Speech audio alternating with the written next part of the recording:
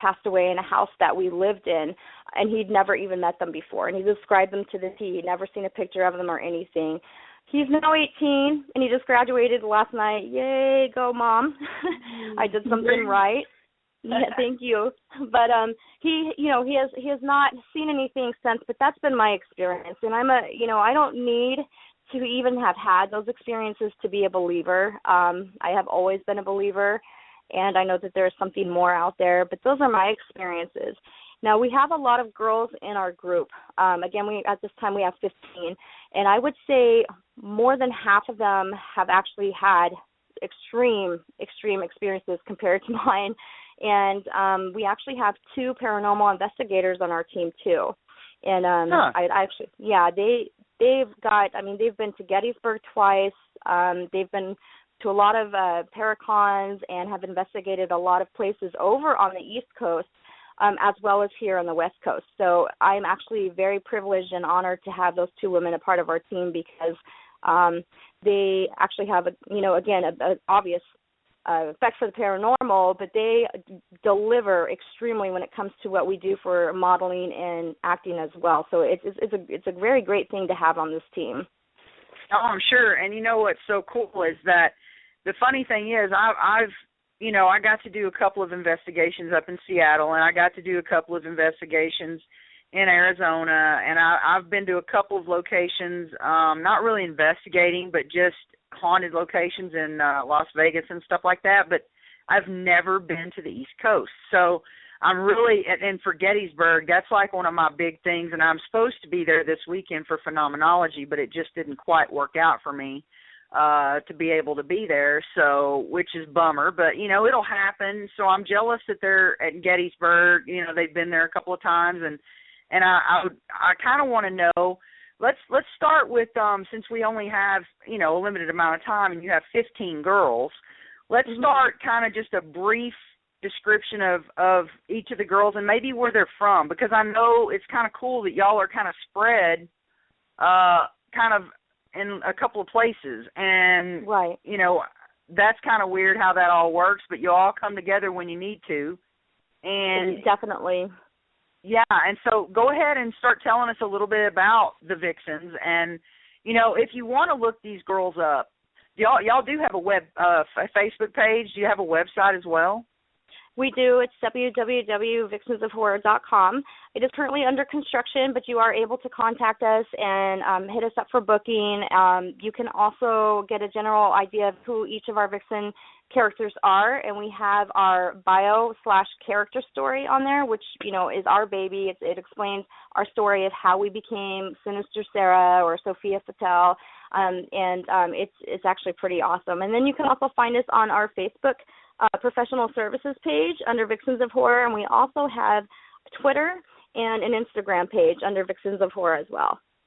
Great, cool. Well, go ahead and start. I just wanted to get that out there so that, if they were on, their computer right now, and they kind of wanted to look and kind of put a name and a face together while they're listening to this, they could do so. And after go and like the page, and y'all did sign with ASAP, right? So y'all are signed with ASAP, so they can also get y'all booked too. So check out ASAP Entertainment LLC and their webpage as well, and see them on there. But go ahead and tell us a little bit about the girls. Okay, well, I'll start with myself as lead Vixen. I mean, it's not the easiest thing, running a group of 15 incredible women, but I don't do this by myself. We are group owned and ran. We do everything together.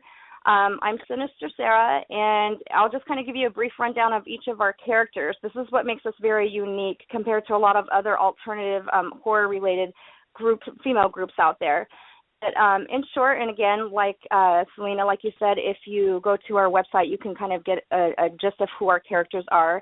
But my character is, I'm from New Orleans. I am immortal, and I was a gypsy woman by circumstance who became a voodoo priestess by choice, and it gets deep, so you might want to read that one. Then we have the lovely Sophia Fatale. She is our vampire. I must add that she is also a very well-known burlesque dancer in Portland and a wonderful professional photographer.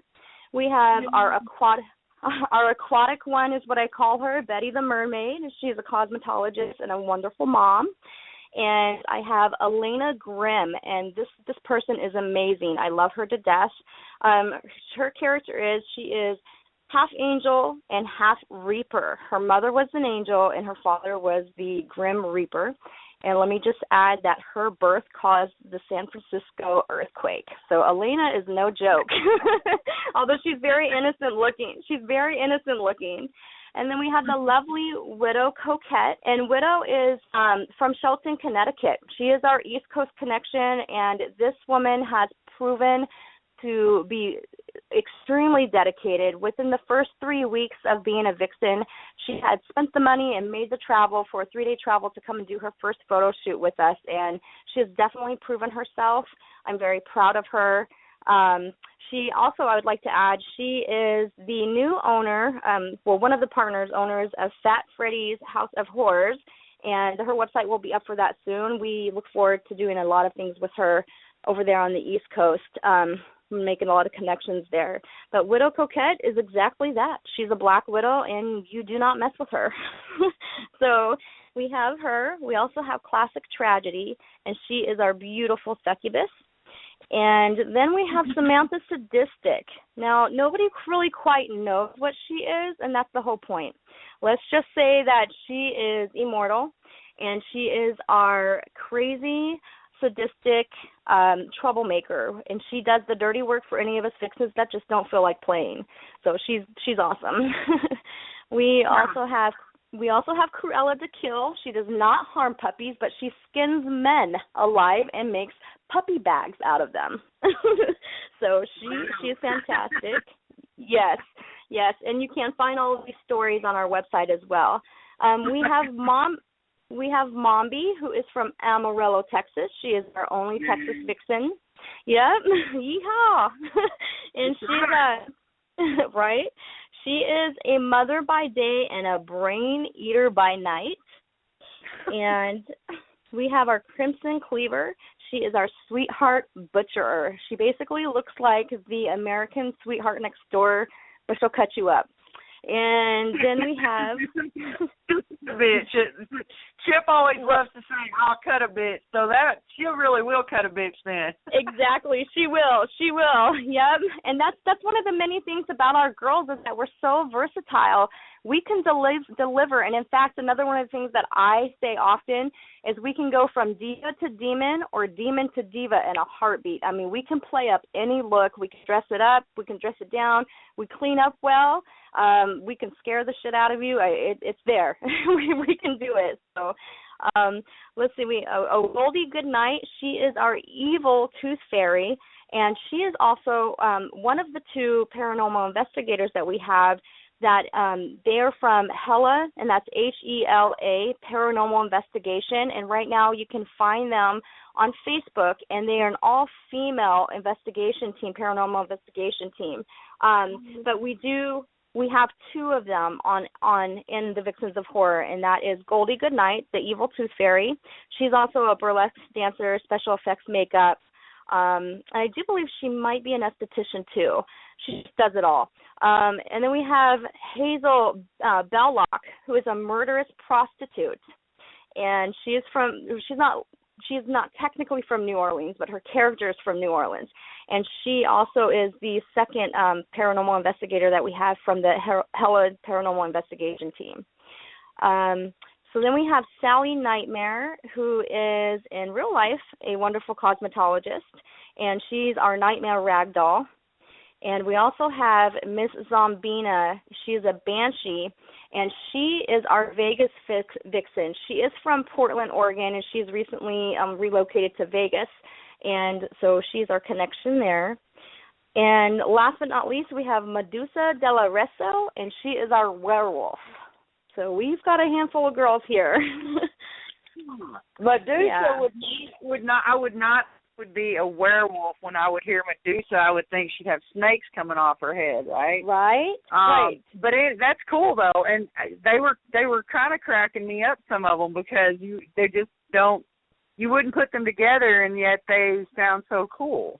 As far as the different personalities and things like that. Now, the vampire one, it struck a chord with me because, like I said, I have a few vampire friends, and I'm extremely like a sponge when it comes to being educated about the vampirism and things like that. I mean, I'm not wanting to join in or anything like that. I'm just liking to learn.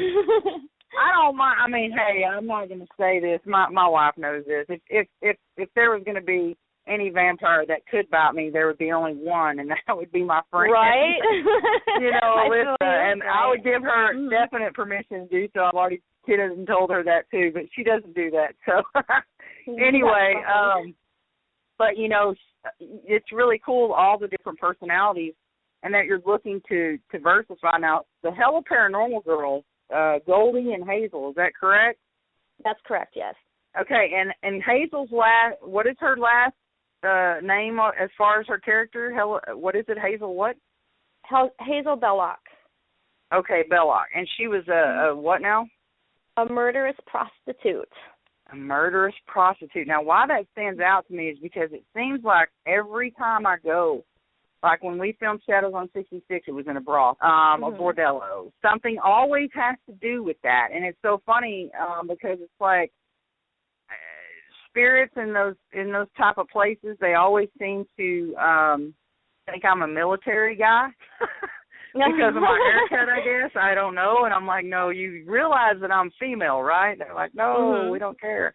No, but that's cool because a murderous prostitute. That's like the opposite of Jack the Ripper.